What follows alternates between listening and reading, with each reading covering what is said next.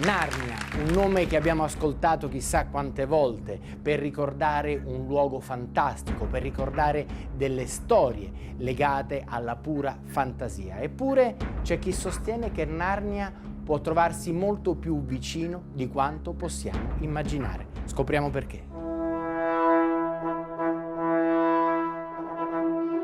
Lewis si ispirò realmente a questa città dell'Umbria, Narni. Narni solo negli ultimi 200 anni ha portato questo nome.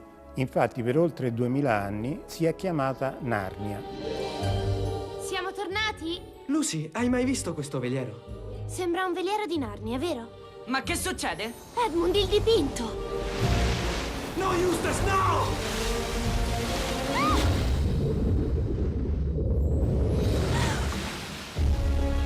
Edmund! Guardate i nostri naufraghi, il re e la regina di Narnia. Ripici! Vostre maestà? Ma dove diamine sono finito? Siete sul veliero dell'alba. Ho detto qualcosa di strano. Aslan! È stato un lungo viaggio. La vostra avventura inizia ora. Un vocabolo antico, le cui origini si perdono negli archivi del tempo. Una parola magica che in sanscrito indica l'acqua che scorre. Nahar, un termine quasi mistico che conduce nel centro geografico d'Italia, sulle sponde del fiume Nera. Da qui parte la ricerca di un'antica città romana che, guarda caso, ha lo stesso nome di una favola famosa in tutto il mondo, Narnia. Edmund, vieni con me. Io posso farti diventare il mio re e molto di più. Il mio re. Edmund! Avanti verso il nostro destino! Guardate! Viaggiatori di Narnia, io sono la vostra guida.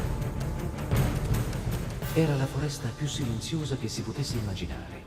Non c'erano uccelli, insetti o altri animali e non soffiava un alito di vento. Si potevano sentire gli alberi che crescevano, pensate. Queste sono alcune descrizioni che lo scrittore irlandese Clive Staple Lewis fa a più riprese della fantastica terra messa da sfondo alla celebre saga de Le Cronache di Narnia. Un luogo straordinario, un po' magico e un po' stregato, ricco di creature sorprendenti, un posto arcano, totalmente uscito dalla penna di un genio. Ma è davvero solo frutto dell'immaginazione? Oppure per descrivere i luoghi delle cronache di Narnia, Staple Lewis ha preso spunto da luoghi reali? Alcuni sostengono che si tratta solo di banali coincidenze, ma molti sono convinti che l'autore si sia ispirato a panorami reali, ancora oggi visibili. Se ciò fosse vero, il mistero sarebbe ancora più fitto, perché lui, tranne un viaggio effettuato con l'ultima moglie poco prima di morire, non visitò mai altri paesi al di fuori dell'Inghilterra.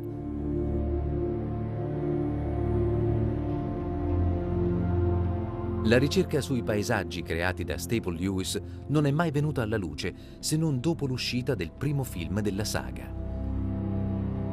Castelli, boschi, corsi d'acqua dai colori incantati, un leone dalle fattezze quasi umane, monumentali resti architettonici e misteriosi altari, fauni, una santa che porta addirittura lo stesso nome della protagonista del romanzo.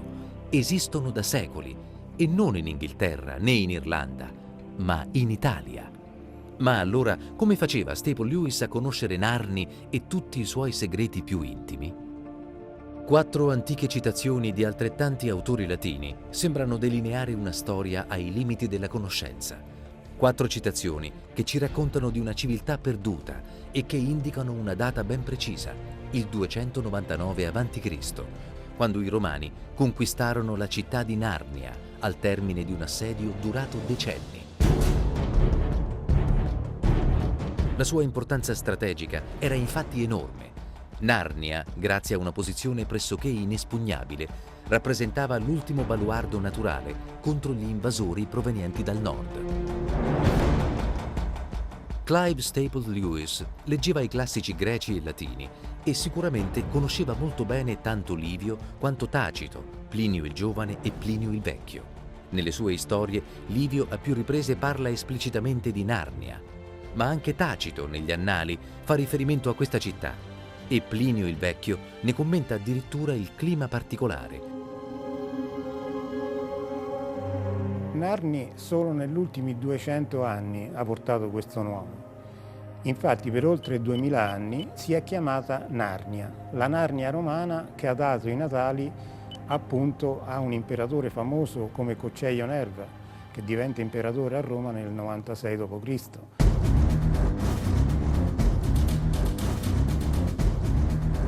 Ma non è tutto. Un altro indizio confermerebbe che Staple Lewis era a conoscenza anche della precisa posizione della cittadina umbra.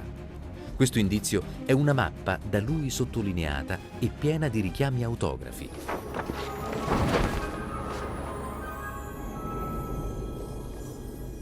È piuttosto bella. Per essere una mappa immaginaria di un mondo immaginario. È lì l'origine dei vostri problemi. Una mappa arrivata incredibilmente fino a noi, grazie al professor Giuseppe Fortunati, il più grande conoscitore italiano di questa storia.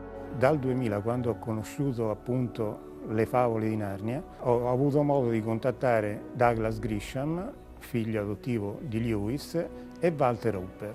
Walter Hooper che appunto è segretario e uno dei maggiori biografi di Lewis. Sono riuscito a farmi spedire la mappa originale su cui Lewis ha studiato per tutta la sua vita. È dunque in un Atlante geografico appartenuto a Staple Lewis la prova oggettiva della corrispondenza tra i luoghi italiani e il paese fantastico descritto nei libri. Una cartina in cui sono evidenziati la via Flaminia e la città umbra di Narni. Ma se questo spiega come Staple Lewis fosse a conoscenza dell'esistenza di Narni, il cuore dell'enigma rimane sempre avvolto dal mistero. Come faceva infatti a conoscerne i segreti più intimi? Sin da piccolo, Staple Lewis dimostra una passione particolare per gli animali e per la fantasia, specialmente per le leggende nordiche. Ma non solo, rimane quasi stregato dalle bellezze della natura. I suoi studi superiori vengono interrotti per qualche anno allo scoppio della Prima Guerra Mondiale, alla quale il ragazzo prenderà parte. A Oxford incontra colui che diverrà un amico quasi inseparabile, John Ronald Reuel Tolkien, uno dei più grandi scrittori di tutti i tempi, autore della saga del Signore degli Anelli. La popolarità di Clive Staple Lewis esplode nel 1950, quando vengono pubblicati diversi romanzi per ragazzi, tra cui Le Cronache di Narnia. Dopo la morte della compagna e il matrimonio con un'ammiratrice, che però muore tragicamente poco dopo le nozze, lo scrittore la segue a soli 3 anni di distanza, il 22 novembre 1963.